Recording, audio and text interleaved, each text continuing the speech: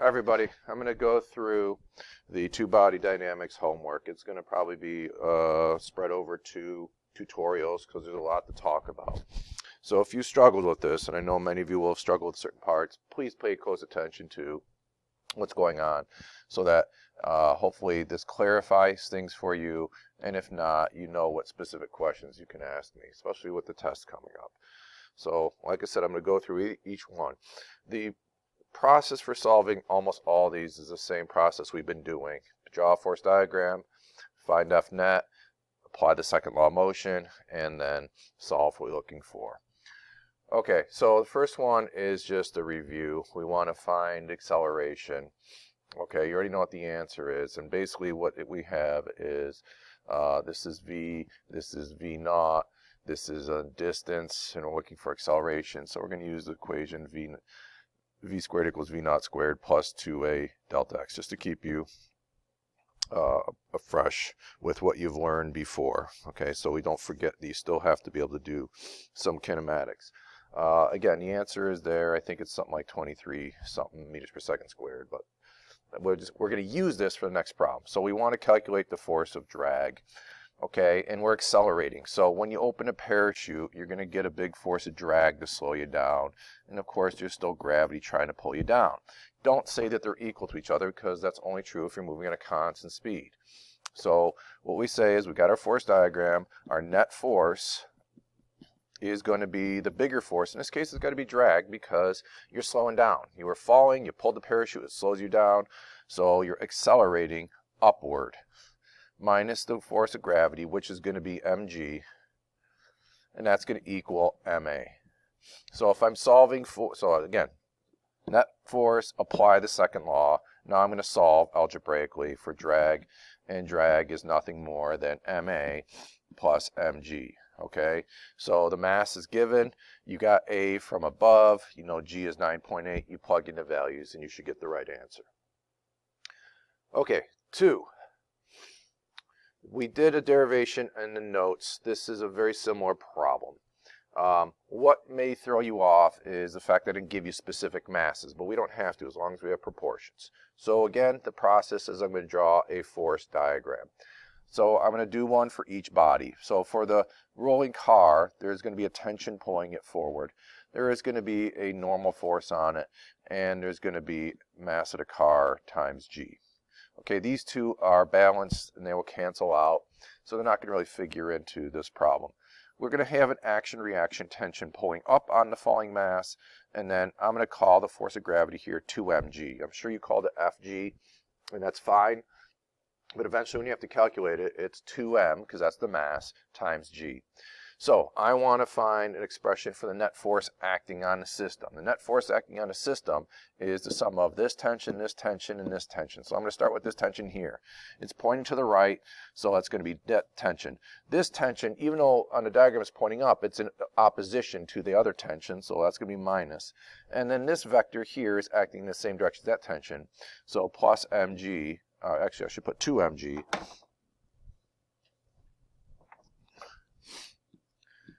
And that's F net. And the t's cancel out, so our net force is simply the weight of the falling mass, which should make sense in hindsight. So you don't have to go through this process every time when you have a multiple choice question or whatever, but that's how you arrive at that. So if we want to find the acceleration, well, that's the second law. A is F net over m. F net you just found is 2mg. Now what mass is accelerating? Here's where we have to be careful. Since we apply the net force to the whole system, meaning both masses, we have to include both masses in our numerator. So that's 3m plus 2m, which is 5m. So we've got 2mg over 5m. m's cancel out. There's where we get 2/5 g. So we're going to use that equation now for the next problem, which is calculate the tensions. The tensions have to be the same, but I want you to calculate them separately using each diagram.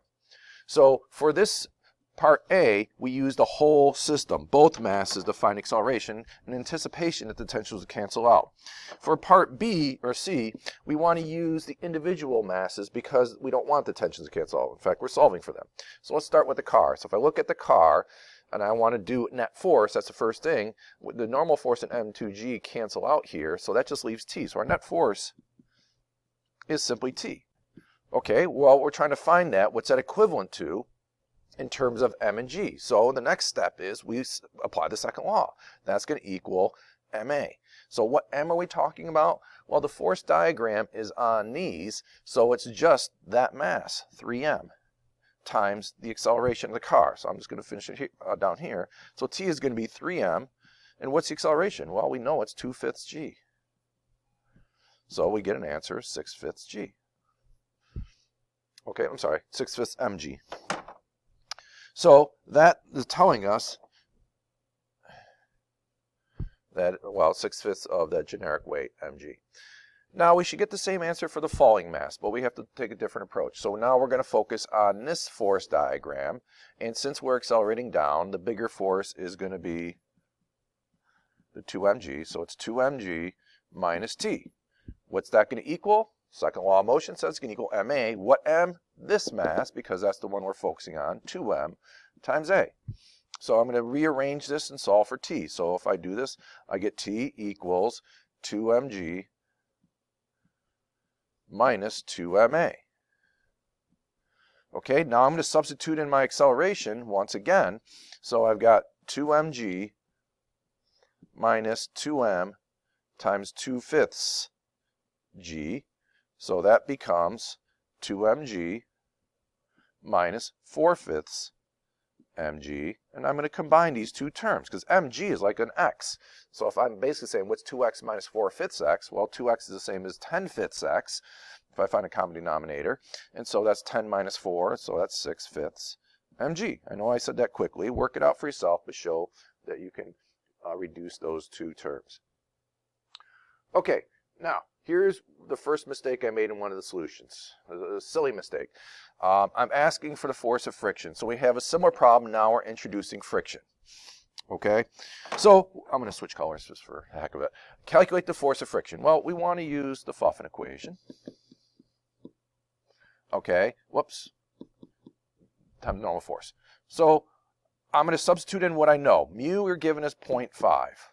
Okay, normal force is mg, and what the mistake I made is I literally put mg, but I'm going to be careful because it's the mass of this guy, so I really should be putting 3m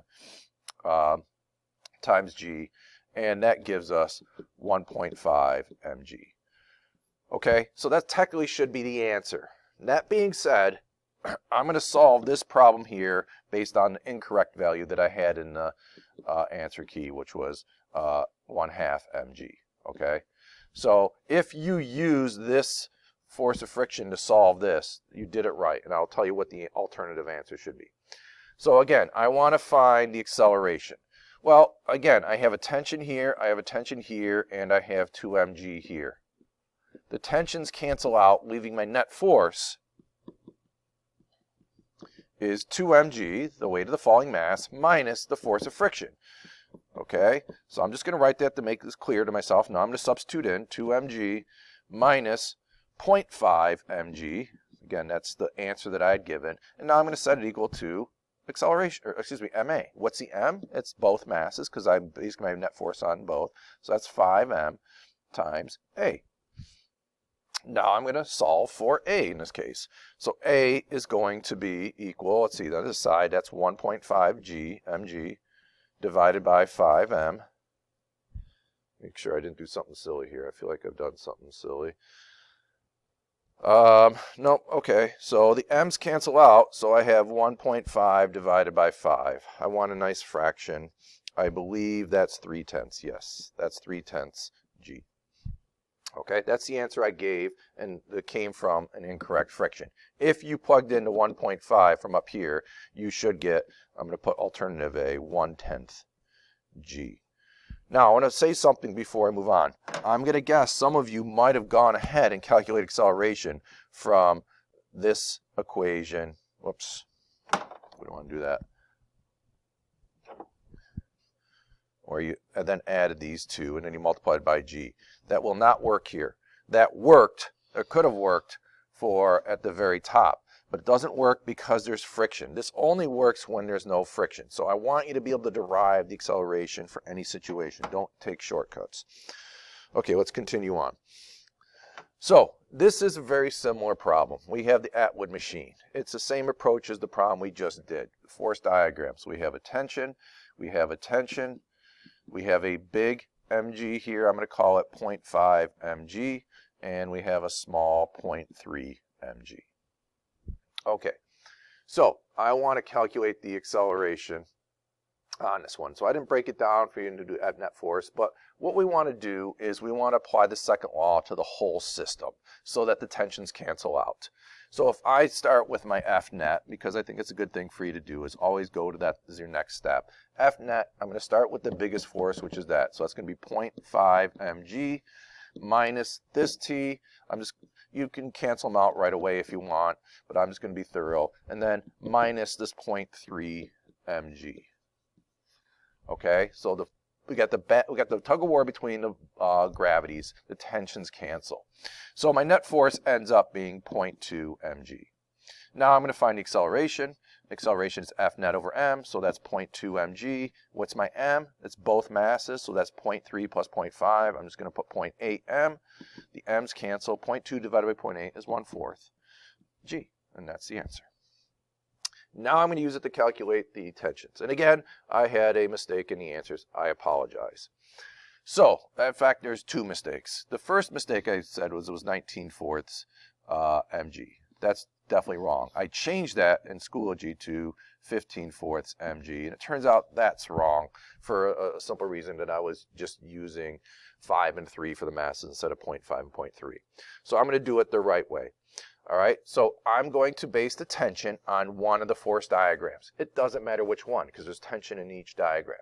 So I'm going to choose this one right here. The reason I choose this one right there because the T is positive because it's accelerating up. But if you chose this one, you just got to make sure it's 0.5 mg minus T and not T minus 0.5 mg. So my F net, so I'm going to go first, F net. For that one over here is going to be T minus 0.3 mg. Okay, that's easy. What do I do with that? Set it equal to MA. What M? 0.3, because that's what the diagram is on. M, and times the acceleration. Well, what's the acceleration? It's 1/4 g, so I'm just going to put in 1/4 g. And now it's just it's simplifying. So I'm going to solve for T. So T is going to equal, I'm going to simplify this. That's going to be a little bit complicated. So 0.3, I'm just going to put 0.3 over 4 g mg. Okay. I don't know why I chose 0.3 and 0.5 for the problem. That just makes it more of a pain than needs be, but we'll live with it. And then I'm going to add 0.3 mg from this term right there. So I just got to simplify that. The common denominator is 4, right? So if I put this over 4, that's 1.2, 1.5. I think that's 1.5 over 4 mg, and I'm going to multiply by 2 to make this on top a whole number, so 3/8 mg. Look, if you end up with this or even that and you leave it as a decimal, that's fine. I just prefer to look at it in terms of fractions. Again, though, it's just fine. F net, make sure you get the order correctly, set it equal to MA, use the A from above, and we're all set to go. If the falling mass has 5 times the mass of the rising mass, what is the acceleration of the system as a fraction of g? So here's where we can use really the problem up here, a shortcut. In other words, if you look at the equation, the net force is simply equal to the difference in weights. So this weight is going to be 5 mg. This weight is just mg because it's mass 1, and we're dividing by 5 plus 1 m. Right, that's it. So that's going to be 4 mg divided by 6m. M's cancel, and we get 2/3 g. Okay, so I'm going to stop there for now for the first tutorial. That takes care of the falling masses problems. I hope you see the commonalities in them and approaches so you don't get confused or intimidated as to how to approach it. It's just take one step at a time.